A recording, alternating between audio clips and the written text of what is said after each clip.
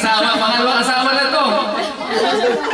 Ang una ay sumakabilang bahay na nasa Amerika. At nagpaanal ako ng Mary's, mahal din ang magpaanal, ano? At muli ako nagpakasal. Meron akong tatlong anak. Si Junjun, Jewel, Joy, at Jojo. At galing lamang ako sa biyanan ko noong isang araw kong week na to. Kasama ko sila pero ako lang ang lumantad. Sinanong ko ang kalagayan yung si Jewel Joy, isang nurse na sa Amerika ngayon at nagkasawa na raw. Kaya magkakaapo na rin ako siguro sa kanya. Mabalitaan ko na lang siguro. At ang pangalawang asawa ko ay medical line din, medical technology graduate. At ang aming anak ay pinakagwapo ngayon sa akin, para sa akin ha. Si Steven Ray Makatya, ayun grade 6.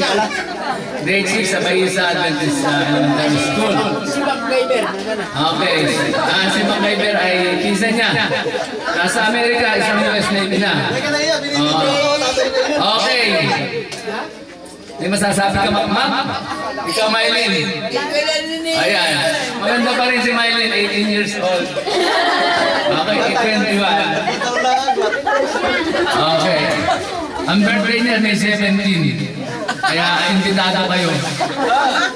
Ang sumunod sa akin ay wala ipapati si Joel. Ano si Joel?